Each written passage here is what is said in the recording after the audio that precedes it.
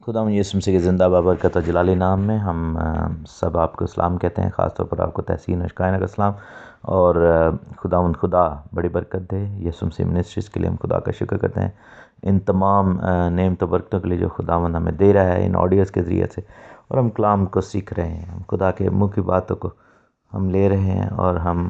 خداوند کی باتوں کو سیکھ کر آگے بڑھ رہے ہیں۔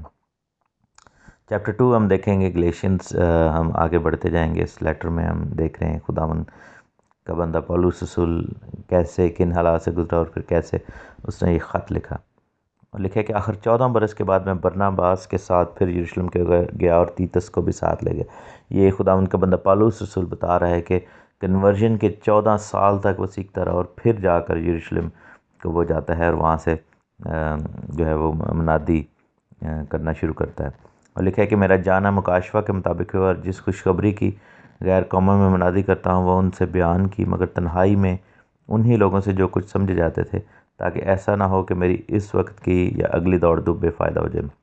یعنی کہ 12 رسولوں کی بات کر رہے، وہ لوگ جو کچھ سمجھے جاتے تھے ان سے اس نے اپنی ساری یہ ٹیسٹیمنی بیان کی ہے، مثلا پطرس سے، یوحنا سے، یعقوب سے،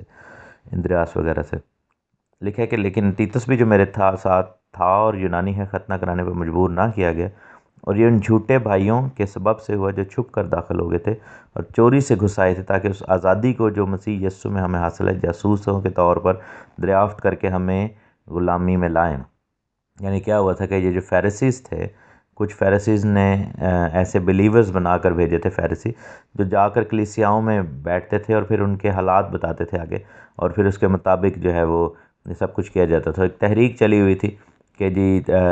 ختنہ نہیں ہوا ان لوگوں کا، غیر قوم سے لوگ آ رہے ہیں، تو یہ لوگ اگر ان کو یہودی کر رہے ہیں تو ان کا ختنہ کرنا ضروری ہے، یعنی کہ وہ جیوش کنورژن کے حساب سے وہ دیکھ رہے تھے۔ تو رسولوں کا یہ کہنا تھا کہ ایسا نہیں ہے، کیونکہ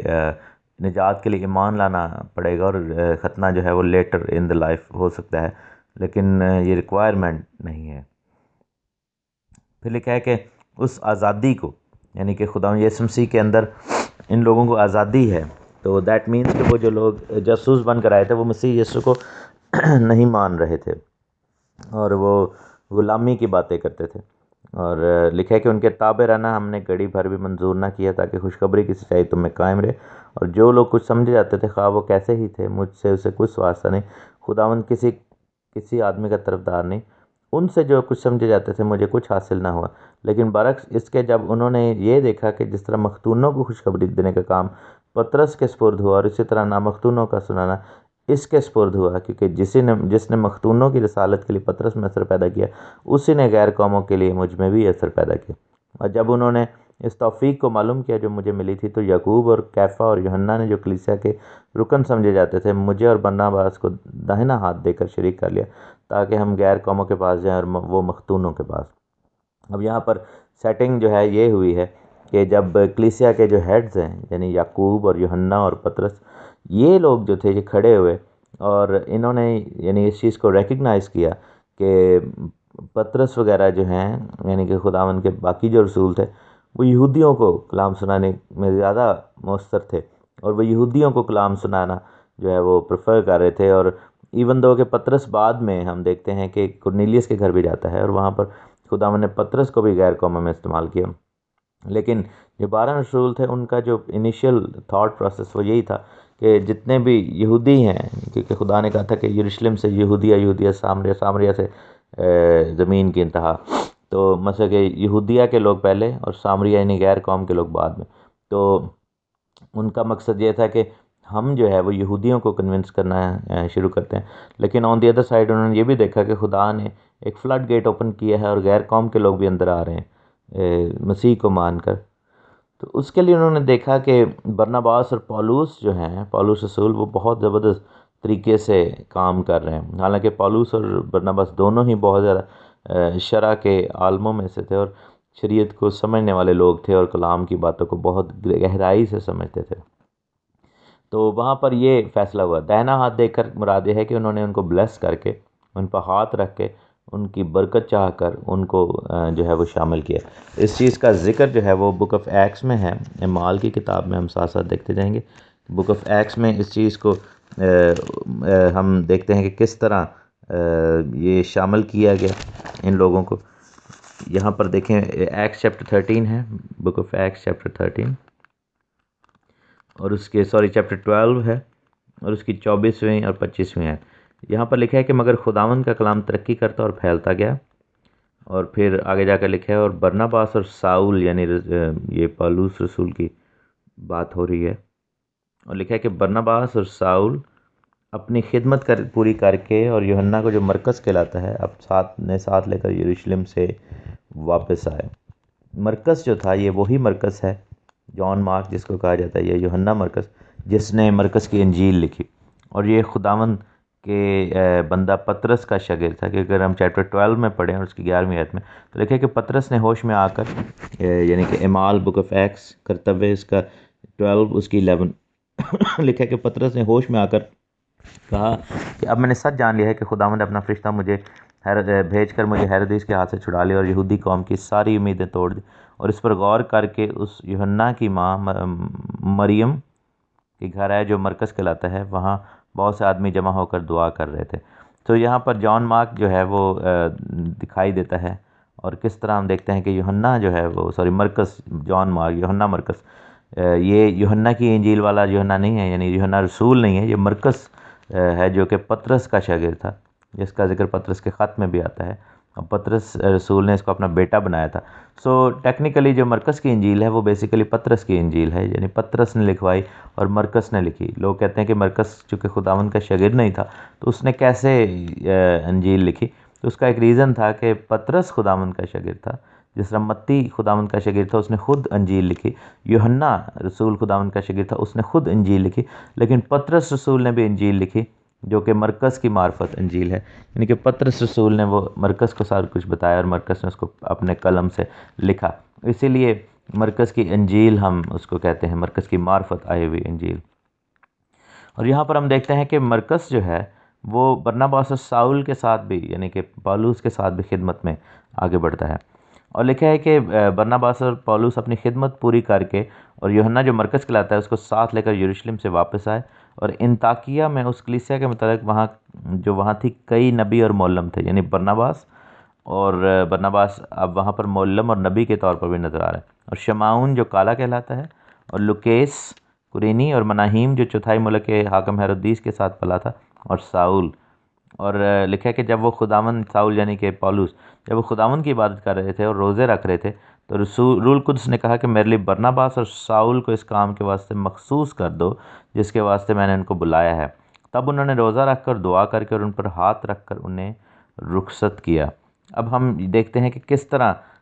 جو ہے وہ وہاں پر کام ہو رہا ہے، اور کس طرح وہاں پر پالوس رسول نے اور ساؤل نے خدمت کا آغاز کیا، اور کس طرح روح القدس نے کہا کہ ان کو چنو اور ان کو میرے نام کے لیے بھیجو، اور یہ جو تھے وہاں پر نبی اور معلم کے طور پر، یعنی استادوں اور نبیوں کے طور پر وہاں پر کام کر رہے تھے، یعنی کہ ساؤل اور برناباس، اور ان کے ساتھ مناہیم، لوکیس اور جو شمعون وغیرہ تھے۔ اور لکھا ہے کہ یوحنا جو مرکز تھا ان کا خادم تھا، وہ ان کے ساتھ کام کر رہے تھے، ان کو سپورٹ کرتا تھا، ہیلپ کرتا تھا۔ تو یہاں پر یہی چیز جو ہے وہ گلیشینز میں پالوس رسول بتا رہے ہیں کہ کس طرح کلیسیا کے ہیڈز نے ان کو ہاتھ دے کر، دہنا ہاتھ دے کر اپنے ساتھ شامل کر لیا، اور پھر ان کو مخصوص کیا کہ وہ جا کر غیر قوموں میں منادی کریں۔ یہاں پر ایک ڈیل ہوتی ہے، ڈیل سے مراد یہ ہے کہ اس کا مطلب یہ نہیں تھا کہ 12 رسول جو تھے وہ غیر قوموں میں منادی نہیں کرنا چاہ رہے تھے، اگر ایسا ہوتا تو پھر اینڈرو جو تھا خداوند کا بندہ، اندریاس جو تھا رسول، وہ ادھر اسکاٹ لینڈ میں کیوں آتا؟ یہاں پر یہ سارے پیگنز رہتے تھے، یہ جو سارے رومنز ادھر رہتے تھے، اور ہم دیکھتے ہیں کہ کس طرح خداوند کا بندہ توما جو ہے یا ٹامس جو ہے وہ انڈیا میں آتا ہے جہاں پر سارے ہندو بت پرست لوگ رہتے تھے۔ اسی طرح ہم دیکھتے ہیں کہ کس طرح خداوند کے اور لوگ جو بندے بھی ہیں وہ ایران میں اور عراق میں، اور مقدس پطرس ایونچولی بابل میں چلے گئے اور عراق میں وہاں پر گئے، اور عراق میں ہی ان کی شہادت ہوئی، بابل میں۔ بہت سارے لوگ یہ سمجھتے ہیں کہ روم میں ان کی شہادت ہوئی تھی، جو غلط ایکچولی تعلیم ہے۔ کیتھولک چرچ یہ جان بوجھ کے لوگوں کو بلیو کراتے ہیں کہ پطرس رسول روم میں آ گئے تھے، روم میں ان کی شہادت ہوئی تھی، نہیں، ان کی بابل میں شہادت ہوئی تھی، اور بابل کے ملک میں یعنی عراق میں وہ پریچنگ کو لے کر گئے تھے، اور وہاں پر خداوند کی پریچنگ بھی کی مقدس پطرس نے، جو کہ صحیح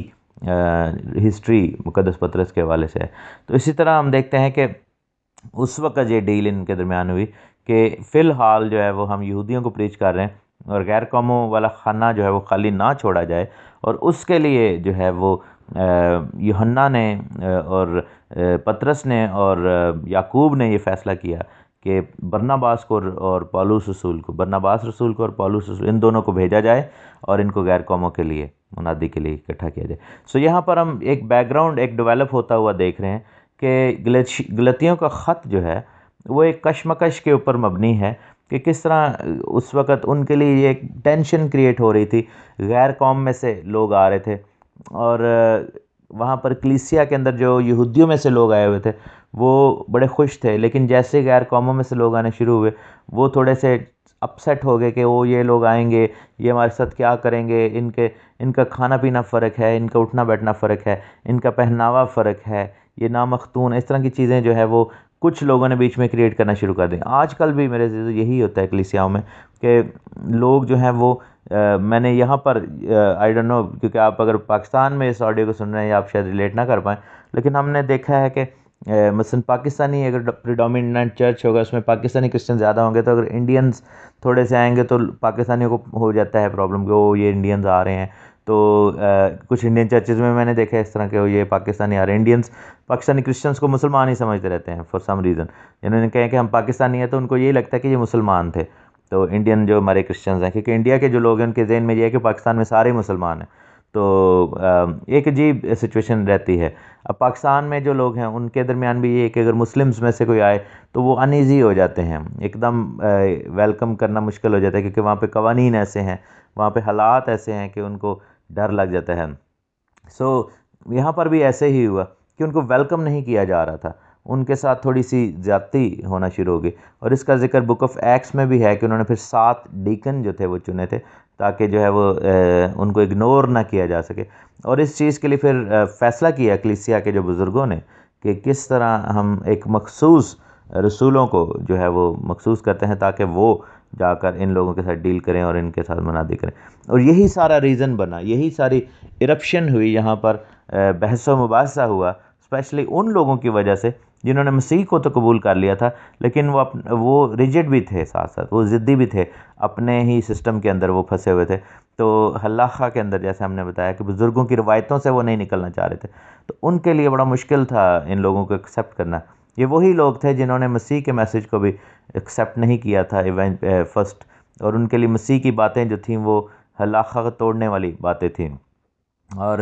آج بھی یہی ہوتا ہے کہ جو سخت دل بہن بھائی ہوتے ہیں جنہوں نے اپنے ایک سیٹ سسٹمز بنا لیے ہوتے ہیں، وہ نیو بلیور کو، نیو کمر کو جو ہے وہ پسند نہیں کرتے، اور خاص طور پر اس چیز کا زوم ہوتا ہے، اس چیز کا دعویٰ کیا جاتا ہے تکبر کے ساتھ کہ ہم جی 40 سال سے یہ کر رہے ہیں، ہم 50 سال، ہم اتنی نسلوں سے جو ہے وہ یہ خدمت کر رہے ہیں، اور ہمارے باپ دادا نے ایلڈرز تھے وہ یہ تھے، اور یہ اس طرح لوگوں کے منہ سے میں نے بہت زیادہ یہ باتیں سنی ہیں۔ اور کوئی شخص جو نیا خدا کی خدمت میں اٹھتا ہے اس کو بہت ڈسکریج کیا جاتا ہے، اس کے پیچھے نہیں چلا جاتا ہے، اس کے اندر جو خدا کے روح کا کام ہے اس کو ریکگنائز نہیں کیا جاتا ہے، لیکن وہ تو بعد میں خدا آ چکے اپنے روح کے وسیلہ سے جو کام کر رہا ہوتا ہے وہ تو دنیا کو پھر دیکھنا ہی پڑتا ہے، لیکن جو ایک اوور آل رویہ ہے کلیسیائی وہ آج بھی یہی رویہ زیادہ تر دیکھنے میں آتا ہے۔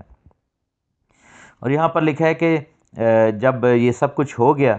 تو انہوں نے کیا کیا کہ کام اب شروع کر دیا، اور یہاں پر پھر ہم دیکھتے ہیں کہ پولس رسول نے پطرس رسول کو ڈانٹا اور اس کو کنڈیم کیا۔ کیوں کنڈیم کیا؟ اس لیے کہ لکھا ہے کہ جب کیفا انطاکیہ میں آیا، یہ میں گلیشینز 2:11 میں پڑھ رہا ہوں، جب کیفا یعنی پطرس انطاکیہ میں آیا، انطاکیہ میں زیادہ تر لوگ وہ تھے اینٹیوک میں جو کہ غیر قوموں میں سے آ رہے تھے، اور یروشلم میں وہ لوگ تھے جو یہودیوں میں زیادہ سے آ رہے تھے، تو وہاں پر انطاکیہ میں جو چرچ کے اندر زیادہ تعداد لوگوں کی وہ تھی جو غیر قوموں میں سے آ رہے تھے۔ اب وہاں پر کیا ہوتا ہے کہ پطرس رسول جب آتے ہیں، اور لکھا ہے کہ جب پطرس انطاکیہ میں آیا تو میں نے روبرو ہو کر اس کی مخالفت کی کیونکہ وہ ملامت کے لائق تھا، اس لیے کہ یعقوب کی طرف سے چند شخصوں کے آنے سے پہلے،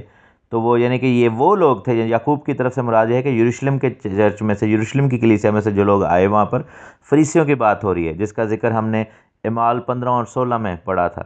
لکھا ہے کہ آنے سے پہلے وہ غیر قوموں کے ساتھ کھایا کرتا تھا، مگر جب وہ فریسی، وہ کاہن ٹائپ لوگ آ گئے، کیونکہ وہ زیادہ لرنڈ تھے، وہ ربی ٹائپ لوگ تھے، تو پطرس جو تھا وہ دب گیا ان سے، حالانکہ پطرس کو نہیں دبنا چاہیے تھا۔ تو لکھا ہے کہ وہ آئے تو مختونوں کے ڈر سے باز رہا اور کنارہ کیا، یعنی کہ صرف اس چکر میں کہ پہلے پطرس ان کے ساتھ اٹھتا بیٹھتا تھا غیر قوموں کے ساتھ، کھانا پینا بھی کھاتا تھا، لیکن کیا ہوا کہ جب وہاں سے فریسی لوگ آئے جو ہر چیز میں نکتہ چینی کرتے تھے، کیڑے نکالتے تھے، پطرس ان کے ڈر سے غیر قوموں سے اس نے اپنے آپ کو دور کرنا شروع کر دیا اور ان کے ساتھ بول چال میں تھوڑا سا پیچھے ہٹ گیا۔ تو پالوس رسول نے پھر اس چیز کو لے کر کافی زیادہ پطرس رسول کے ساتھ بحث کی اور کنڈیم بھی کیا اس کو کہ تو غلط کر رہا ہے، کیونکہ دیکھ کے یعنی کہ لوگوں کو دیکھ کر تو نے ایسا کیا ہے، تجھے حالانکہ ان کو یہ دینا چاہیے تھا، ایک نمونہ دینا چاہیے تھا کہ کس طرح خدا نے غیر قوموں میں کام کیا ہے، اور ہم ان چیزوں کے اوپر غیر قوموں سے نفرت نہیں کر سکتے۔ اور یہی چیز پطرس رسول نے اس چادر کے ویژن میں بھی دیکھی تھی کہ کسی آدمی کو ناپاک نہ کہے، وہاں پر کسی جانور کی بات نہیں ہو رہی تھی، کسی آدمی کی بات ہو رہی تھی کہ آدمی کو ناپاک نہ کہے۔ تو لکھا ہے کہ اور باقی یہودیوں نے بھی اس کے ساتھ ہو کر ریاکاری کی، یعنی کہ باقی جو ایسے لوگ جو کہ یہودیوں میں سے مسیحی ہوئے تھے، کیونکہ وہ تعداد میں کم تھے، لیکن جب یروشلم میں سے وہ فریسیوں کے لوگ آئے تو انہوں نے آ کر جب اس طرح کی باتیں کی تو وہ سارے جو ہے انہوں نے غیر قوم سے پیچھے ہونا شروع ہو گئے، یعنی کہ انہوں نے یہ پریٹینڈ کرنا شروع کر دیا کہ ہم بھی ان سے نفرت ہی کرتے ہیں، حالانکہ دیکھا جائے تو یہ مسیح کی تعلیم نہیں تھی، بجائے اس کے کہ وہ فریسی اپنی یوزول نفرت اور ایک جو پردہ داری سے اس کو چھوڑ کر شامل ہوتے، فریسیوں کو دیکھ کر باقی یہودی بلیورز نے بھی ایسا کرنا شروع کر دیا، اور لکھا کہ یہاں تک کہ برناباس بھی ان کے ساتھ ریاکاری میں پڑ گیا۔ جب میں نے دیکھا کہ وہ خوشخبری کی سچائی کے موافق سیدھی چال نہیں چلتے تو میں نے سب کے سامنے کیفا سے کہا، یعنی کہ کلیسیائی طور پر سب کے سامنے پولوس نے پطرس سے کہا کہ جب کہ تو باوجود یہودی ہونے کے غیر قوموں کی طرح زندگی گزارتا ہے نہ کہ یہودیوں کی طرح، تو غیر قوموں کو یہودیوں کی طرح چلنے پر کیوں مجبور کرتا ہے؟ گو ہم پیدائش سے یہودی ہیں اور گناہ گار غیر قوموں میں سے نہیں ہیں۔ اب یہاں سے میں کنکلوڈ کروں گا، یہیں سے کل ہم شروع کریں گے کہ وہ کنڈمنیشن کیا تھی، اور پھر پولوس نے جب یہ باتیں شروع کی اور شریعت کے اعمال کی بات کی تو اس کا کیا مطلب ہے۔ تو یہ بیک گراؤنڈ ہم نے دیکھا ہے کہ کس طرح وہاں پر کلیسیا میں ٹینشن کریٹ ہوئی تھی، اور کس طرح ان لوگوں کو جو ہے وہ مشکل تھی کہ غیر قوموں کو اپنے اندر لے کر آنا ہے، اور کس طرح رسولوں نے بھی، پطرس رسول نے اور برناباس جیسے لوگوں نے جو ہے وہ دب گئے ان فریسیوں سے جنہوں نے آ کر ربیوں کی تعلیم کو اجاگر وہاں پر کرنا شروع کر دیا۔ خدا آپ کو برکت دے، آمین۔ خدا یسوع مسیح کے زندہ بابرکت جلالی نام ہے، آپ سب کو تحسین و شکایہ کا سلام۔ خدا آپ کو بڑی برکت دے، خدا ان کا نام عزت و جلال پائے، اور ہم خدا ان کی تعریف کرتے ہیں اس کی سب نعمتوں برکتوں کے لیے، ان معجزات کے لیے جو خدا ان کے نام کے وسیلہ سے ہماری زندگیوں میں ہو رہے ہیں۔ ہم غلطیوں کے خط کی اسٹڈی کر رہے ہیں، گلیشینز چیپٹر 2 کے ہم فرسٹ 14 ورسز پڑھ چکے ہیں، اور ہم اس چیز کے لیے خدا کا بے حد شکر کرتے ہیں، خداوند کی تعریف کرتے ہیں کہ خداوند نے ہمیں یہ موقع دیا ہے کہ one of the great books of the Bible, اور اس خوبصورت بائبل کی اس کتاب کو ہم پڑھ سکیں۔ اس کے اندر بہت ہی خوبصورت باتیں ہیں، اور خدا کے بندہ پولس رسول نے اس میں کس طرح شریعت کو ڈیفینڈ کیا، اور کس طرح ہلاخہ یعنی کہ اورل تورا یعنی کہ زبانی شریعت جو کہ ربیوں کی پیداوار تھی، اس کو اس نے اس سے اپنے آپ کو دور کیا، اور لوگوں کو بھی یہی تلقین کی کہ خدا کے حکموں کو مانا جائے لیکن انسانی روایات سے پیچھے ہٹا جائے۔ اب یہاں پر ہم دیکھتے ہیں کہ انسانی روایت تھی کہ غیر قوموں سے میل جول نہیں رکھتے تھے، اور ان کے ساتھ اٹھتے بیٹھتے نہیں تھے، تو یہ پطرس بھی فالو کرتا تھا، خدا کا یہ حکم نہیں تھا۔ خداوند کا کلام جو ہے ہم پڑھتے ہیں، اولڈ ٹیسٹمنٹ ہمیں بتاتا ہے کہ پردیسی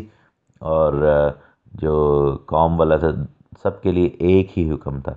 ایک ہی یعنی کہ شریعت ہوتی تھی۔ خدا نے کبھی بھی شریعت کو یعنی کہ یہودی کے لیے اور غیر قوم والے کے لیے علیحدہ علیحدہ جو ہے وہ نہیں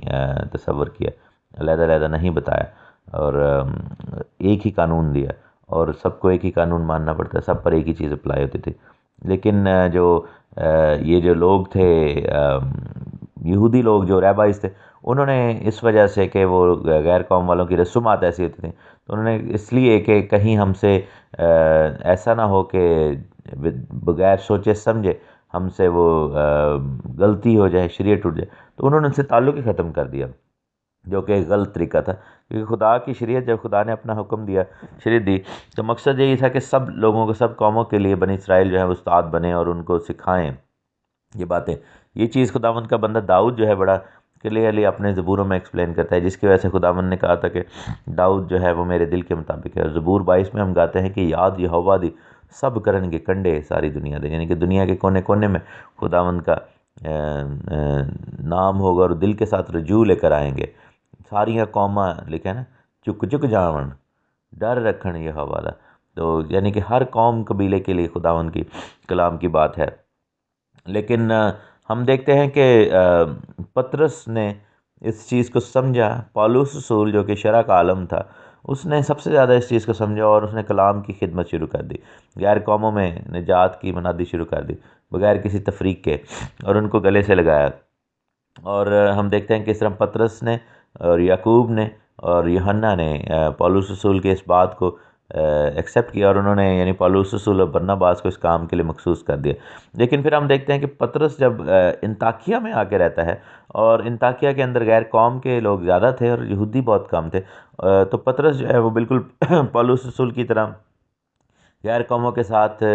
پیار و محبت والا، میل جول والا رویہ اپنائے ہوئے تھا۔ لیکن سڈنلی ہم دیکھتے ہیں کہ کچھ فریسی جب آتے ہیں، یا فریسی لوگ جو وہاں پر تھے، وہ جب آتے ہیں یروشلم میں سے، اور آ کر انہوں نے اپنا بیچ میں وہ اورل تورا کا جو ہے، یعنی کہ بزرگوں کی روایتوں کا ایجنڈا جب انہوں نے دینا شروع کیا،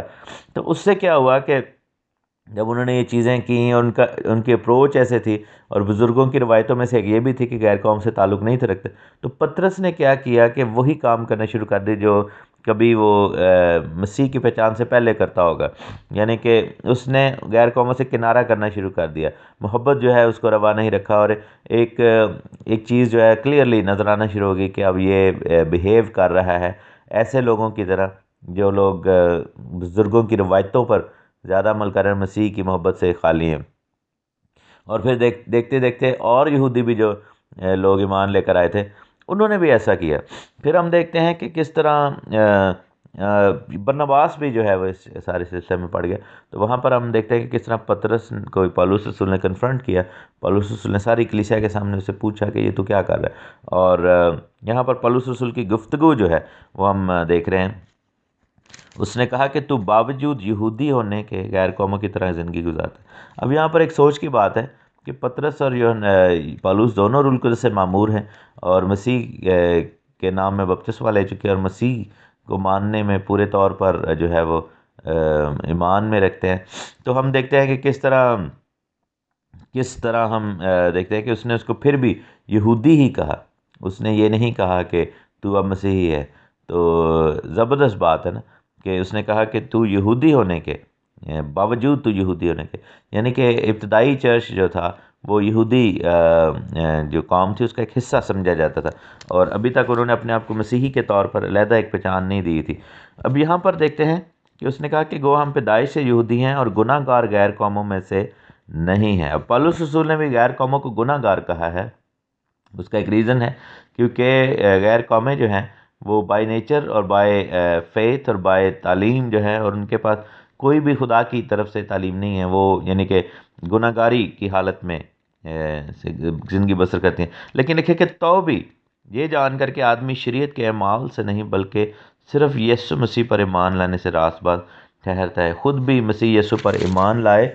تاکہ ہم مسیح پر ایمان لانے سے راست باز ٹھہریں، نہ کہ شریعت کے اعمال سے، کیونکہ شریعت کے اعمال سے کوئی بشر راست باز نہیں ٹھہرے گا۔ اب یہاں پر جو ڈسکشن ہو رہی ہے،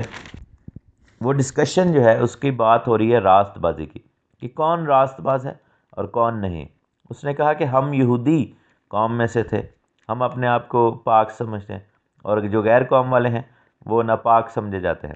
لیکن اس نے کہا کہ ہم بھی جو ہے، ہمارے پاس شریعت بھی ہے، لیکن ہم جو راست باز ہیں یسوع پر ایمان لانے کے سبب سے ہوئے ہیں۔ اور شریعت کے اعمال جو لفظ یہاں پر ہے، works of the law, works of the law کا مطلب ہوتا ہے کہ جو کوئی جب شریعت پر عمل کرتا ہے تو وہ فرما برداری کے اس سے کرے، یعنی کہ فرما برداری کے سوچ سے کرے، نہ کہ راست بازی کو حاصل کرنے کی، کیونکہ لکھا ہے کہ تاکہ ہم مسیح پر ایمان لانے سے راست باز ٹھہریں، نہ کہ شریعت کے اعمال سے، کیونکہ شریعت کے اعمال سے کوئی بشر راست باز نہ ٹھہرے گا۔ اور ہم جو مسیح میں راست باز ٹھہرنا چاہتے ہیں، اگر خود ہی گناہ گار نکلیں تو کیا مسیح گناہ کا باعث ہے؟ ہرگز نہیں، کیونکہ جو کچھ میں نے ڈھا دیا اگر اسے پھر بناؤں تو اپنے آپ کو قصوروار ٹھہراتا ہوں۔ اب یہاں پر پالوس رسول نے ایک بات کی ہے کہ جو کچھ ڈھا دیا، یعنی بزرگوں کی روایتوں کی بات ہو رہی ہے، ہلاخہ کی بات ہو رہی ہے، اور ایک چیز جو ہے وہ بتا رہا ہے کہ شریعت کے اعمال سے راست بازی کا جو کانسیپٹ ہے، یہ بیسیکلی یہ ربی جو تھے ان کی پیداوار تھی کہ یہ کرو، اتنا کرو، یہ ہو جائے گا۔ آپ دیکھیں کہ ہمارے جو کچھ کلیسیائیں ہیں، کچھ ابتدائی جو کلیسیائیں ہیں، ان میں بھی یہ چیزیں چلتی ہیں کہ توبہ کے لیے جب وہ فادر کے پاس جایا جاتا ہے تو وہ آپ کو بتاتے ہیں کہ اتنی دفعہ یہ دعا پڑھو، اتنی دفعہ یہ کرو، اور سارا کچھ جو ہے وہ کاموں پر مبنی ہے، ایمان سے راست بازی کا کانسیپٹ نہیں ہے۔ اس کا ایک ریزن ہے کہ انہوں نے بھی وہی غلطی کی جو کہ اس وقت کے جوش لوگ کر رہے تھے، کہ انہوں نے یعنی کہ اورل تورا کو اپنا مین چیز جو تھی بنا لی، تالمودک سٹڈی کو، اور اس راست بازی ہلاخہ کو جو ہے انہوں نے اپنا مین ایشو بنایا، اور انہوں نے کہا کہ یہی کریں گے تو راست بازی پائیں گے۔ لیکن ہم یہ جانتے ہیں کہ راست بازی جو ہے وہ مسیح پر ایمان لانے سے۔ تو یہاں پر ڈفرنس جو ہے، یہ نہیں پالوس رسول کہہ رہے کہ شریعت پر عمل نہیں کریں، پالوس رسول یہ کہہ رہے ہیں کہ شریعت پر عمل کر کے راست بازی نہیں ملے گی، کیونکہ آپ یہ دیکھیں کہ اگر ایسی بات ہوتی تو پھر خداوند یسوع مسیح کو آنے کی ضرورت نہیں۔ اب یہاں پر دو سیپریٹ چیزیں ہیں، ایک چیز ہے کہ کیا ہمیں شریعت پر عمل کرنا چاہیے؟ اس کا جواب ہے جی، بالکل کرنا چاہیے۔ اب دوسرا سوال، کیا ہمیں شریعت پر عمل کرنے سے راست بازی ملے گی شریعت کے اعمال سے؟ جواب نہیں ملے گی۔ کیوں؟ کیونکہ راست بازی ایمان سے ہے، یعنی یسوع مسیح ناصری کے اوپر ایمان لانے سے۔ پھر تیسرا سوال کہ ہمیں پھر شریعت پر کیوں عمل کرنا چاہیے؟ جواب یہ ہے کہ شریعت پر عمل کرنے سے ہمیں برکت ملے گی، راست بازی نہیں، برکت ملے گی، کیونکہ فرما برداری جو ہے وہ برکت لے کر آتی ہے، ٹھیک ہے؟ ایمان جو ہے وہ راست بازی لے کر آتا ہے، اور فرما برداری جو ہے وہ برکت لے کر آتی ہے۔ یہ دو چیزیں آپ نے اپنی زندگی میں دیکھنی ہے۔ پرابلم کہاں پر آتی ہے کہ جب لوگ یہ سمجھنا شروع ہو جاتے ہیں کہ او اچھا، اس سے ہمیں راست بازی نہیں ملے گی تو پھر ہمیں اس کو رکھنے کا فائدہ ہی کیا ہے؟ تو میرے عزیز بات یہ ہے کہ آپ کی زندگی میں صرف راست بازی ہی تو سب کچھ نہیں ہے، فرما برداری بھی تو اس کے ساتھ ساتھ ہی ہے۔ اگر آپ راست بازی حاصل کرنا چاہتے ہیں تو راست کاری بھی تو ساتھ آنی چاہیے، یعنی کہ راست باز وہ ہوتا ہے جس کے پاس یہ سٹیٹس ہوتا ہے کہ اب یہ ایماندار ہے، اب یہ جو ہے وہ مسیح کی بادشاہی میں جانے کے لائق ہے، یہ راست باز ہے۔ لیکن وہ راست باز کیوں کر بنتا ہے؟ لوگوں کو کیسے پتہ لگے گا کہ یہ راست باز ہے؟ جب اس کی زندگی راست کاری پر ہوگی، یعنی اس کے چال چلن راستی کا ہوگا، ٹھیک ہے نا؟ لیس کلام میں لکھے کہ توبہ کے موافق پھل لے کر آؤ۔ تو جب اس کا چال چلن راست ہوگا تو لوگ اس سے جانیں گے کہ یہ شخص راست باز ہے۔ کیوں؟ کیونکہ جب ایمان، توبہ کے باعث ایمان ہماری زندگی میں اثر کرتا ہے تو ہماری زندگی جو ہے وہ ایکٹیو کرسچن لائف ہو جاتی ہے، ایکٹیو بلیورز لائف۔ اور ایکٹیو بلیورز لائف یعنی کہ ایک زندہ جاندار جو ہے وہ ایماندار کی زندگی کب ہوتی ہے؟ جب وہ اس کے اندر سے خدا کے حکموں، خدا کے کلام کی تکمیل نظر آ رہی ہوتی ہے۔ لیکن جب ہم خدا کے حکم پر عمل کرتے ہیں تو ہمارا مقصد قطعاً یہ نہیں ہونا چاہیے کہ ہم جو ہے وہ دوسروں سے زیادہ راست باز ہونا چاہ رہے ہیں۔ یہ چیز یہاں پر پالوس رسول سمجھانے کی کوشش کر رہے ہیں کہ تیرے یہ ایکشن کرنے سے، پالوس نے پطرس کو کہا کہ تیرا یہ سب کچھ کرنے سے تو کوئی زیادہ راست باز نہیں بن رہا دوسروں کی شکل میں۔ We are same. اس نے کہا کہ یہ جو لوگ غیر قوموں سے بھی ایمان لے کر آئے ہیں وہ بھی اتنے ہی راست باز ہیں، تو کن چکروں میں پڑ گیا ہے؟ اور یہ جو چند ایک ایسے ربیوں کو دکھانے کے لیے، یہ فریسیوں کو دکھانے کے لیے جو ایمان لے کر آئے اور انہوں نے اپنا جو ہے وہ تعلیم بیچ میں پھیلانے کی کوشش کی، اور تو ان کو دکھانے کے لیے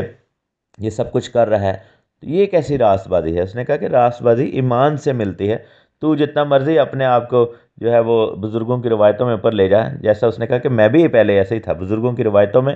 بہت زیادہ سرگرم تھا، لیکن اس نے کہا کہ جس چیز کو میں نے ڈھا دیا ہے، یعنی کہ اس کانسیپٹ کو کہ کام کرنے سے راست بازی ملے گی، وہ چیز اس نے کہا کہ وہ کانسیپٹ جو ہے وہ ڈھا دیا ہے، اب اس کو کیوں دوبارہ بناؤں؟ تو اگر میں بناؤں گا تو قصوروار ٹھہروں گا۔ وہ سوچ جب ہمارے اندر سے ختم ہو چکی ہے کہ کام کرنے سے راست بازی نہیں ملے گی، ایمان لانے سے راست بازی ملے گی، تو پھر کاموں کو راست بازی کے لیے کیوں استعمال کیا جائے۔ اس نے لکھا ہے کہ چنانچہ میں شریعت ہی کے وسیلہ سے، شریعت کے اعتبار سے مر گیا تاکہ خدا کے اعتبار سے زندہ ہو جاؤں۔ شریعت ہی کے وسیلہ سے، شریعت کے اعتبار سے کیسے مرتا ہے کہ جب اس کو شریعت میں یہ جو چیز نظر آتی ہے، اس کو شریعت کے اندر ہی جو ہے وہ یہ نظر آتا ہے کہ راست بازی ایمان سے ہے۔ کیسے نظر آتا ہے؟ جیسے آپ یہ دیکھیں کہ شریعت میں جو قربانی کا سسٹم تھا، یوم کفارہ کا، جو کہ ان لوگوں کی سال ہر سال نجات کا سسٹم تھا، تو اس میں اعمال سے کوئی بھی راست باز نہیں تھا ٹھہرتا، چاہے وہ 1 سال کے لیے ٹھہرتا تھا، ایمان سے ہوتا تھا۔ کیسے ایمان سے ہوتا تھا؟ کیونکہ ہولی آف ہولیز جو تھا، یعنی کہ پاک ترین مقام، اس کے اندر سردار کاہن جب جاتا تھا تو ساری قوم بائبل میں لکھے کہ باہر کھڑی رہتی تھی، اور جب وہ سردار کاہن جاتا تھا اور جا کر وہ خون اڈیلتا تھا عہد کے صندوق کے اوپر، تو وہاں پر خداوند کی جو گلوری ہے، جس کو شکینہ کہتے ہیں، یہ شقائنہ بھی کہتے ہیں، وہ اس جو مرسی سیٹ تھی، جو کفارہ گاہ تھی کہہ لیں، یا رحم گاہ تھی، اس کے اوپر، یعنی عہد کے صندوق کے اوپر جو سیٹ تھی، اس کو مرسی سیٹ کہتے تھے، اس پہ جا کر اس برے کا خون ڈیلا جاتا تھا سال میں 1 دفعہ، جس کو یوم کفارہ کہتے ہیں۔ تو ایک دم کیا ہوتا تھا کہ خداوند کی گلوری، یعنی شکینہ سے وہ گھر جو تھا، وہ پاک ترین مقام جو تھا، جس کے اندر اور کوئی نہیں داخل ہو سکتا تھا، صرف سردار کاہن کھڑا ہوتا تھا، وہ بھر جاتا تھا، اور سردار کاہن دیکھتا تھا کہ کس طرح خدا کے جلال نے آ کر اس خون کو گھیر لیا اور اس قربانی کو ایکسیپٹ کیا۔ اگر قوم نے گناہ کیا ہوتا تھا اور قربانی ایکسیپٹ نہیں کی جاتی، تو وہ پھر جو جلال تھا وہ نہیں اترتا تھا، اور کاہن جو تھا وہ مایوس واپس آتا تھا۔ لیکن جب ایسا ہوتا تھا کہ جلال اتر چکا ہوتا تھا، اور روایت یہ کہتی ہے کہ یعنی کہ 4 سینگوں پر قرمزی رنگ کے دھاگے باندھے جاتے تھے، جو کہ پاک ترین مقام میں مذبح ہے سونے کا، اس کے، تو وہ وائٹ ہو جاتے تھے، قرمزی دھاگے وائٹ ہو جاتے تھے، یسایہ کی کتاب کے مطابق کہ تیرے گناہ اگر قرمزی بھی ہوں تو برف کی مانند سفید ہو جائیں۔ تو کیا ہوتا تھا کہ سردار کاہن باہر آ کر ساری قوم کے سامنے یہ اعلان کرتا تھا کہ خدا نے ہماری قربانی ایکسیپٹ کر لی ہے، اب آپ 1 سال کے لیے نجات پا چکے ہیں۔ تو وہاں پر ہم دیکھتے ہیں کہ کس طرح لوگ یہ کہتے تھے کہ ہاں جی ہم اس چیز کو ایکسیپٹ کرتے ہیں۔ اب یہ جو ہے یہ ایکٹ آف فیتھ ہے، یہ ایکٹ آف ورکس نہیں ہے، کیونکہ وہ ان کو ایمان لانا پڑتا تھا۔ تو یہ کانسیپٹ جو ہے کہ راست بازی ایمان کے ساتھ ہے، یہ پرانے عہد نامے کا ہی کانسیپٹ ہے، کیونکہ ان کو بھی سال ہر سال، سال بسال ایمان ہی کے سبب سے جو ہے وہ راست بازی میسر ہوتی تھی۔ ایمان سے ہی ان کو یہ بات جو ہے وہ ملتی تھی کہ ہم ایمان لائیں گے تو ہمیں جو ہے وہ راست بازی ملے گی۔ تو یہی جو ہے چیز وہ کہتا ہے کہ شریعت کے ہی وسیلہ سے، شریعت کے اعتبار سے مر گئے تاکہ خدا کے اعتبار سے زندہ ہو جاؤں۔ یعنی کہ اس نے یہ دیکھا کہ راست بازی جو ہے ایمان سے ہے، اور کیسے وہ مرنے کے بعد کر رہے کہ اس کو یہ بھی شریعت سے ہی معلوم ہوا کہ جب تک میں مروں گا نہیں، میں اس راست بازی کو حاصل نہیں کروں گا۔ اور مرنے اور جی اٹھنے کا جو طریقہ کار ہے روحانی طور پر، وہ کیا ہے؟ وہ خداوند یسوع مسیح کے اندر توبہ کر کے بپتسمہ لینا ہے، کیونکہ آگے اس چیز کو ایکسپلین کرتا ہے 20ویں آیت میں کہ میں مسیح کے ساتھ مصلوب ہوا ہوں، اور اب میں زندہ نہ رہا بلکہ مسیح مجھ میں زندہ ہے، اور میں جو اب جسم میں زندگی گزارتا ہوں تو خدا کے بیٹے پر ایمان لانے سے گزارتا ہوں، جس نے مجھ سے محبت رکھی اور اپنے آپ کو میرے لیے موت کے حوالہ کر دیا۔ میں خدا کے فضل کو بیکار نہیں کرتا، کیونکہ راست بازی اگر شریعت کے وسیلہ سے ملتی تو مسیح کا مرنا ابس ہوتا۔ یہاں پر اب وہ بڑا کلیئرلی کہہ رہے ہیں کہ مسیح کے آنے کی پھر ضرورت ہی نہیں تھی اگر ہم کاموں سے ہی راست باز ہو جاتے۔ تو یہاں پر جو ٹاپک ہے وہ یہ ہے کہ راست بازی ایمان سے ہے، راست باز کی زندگی میں فرما برداری اور برکت خداوند کے حکموں پر عمل کرنے سے۔ خداوند خدا آپ کو بڑی برکت دے، آمین۔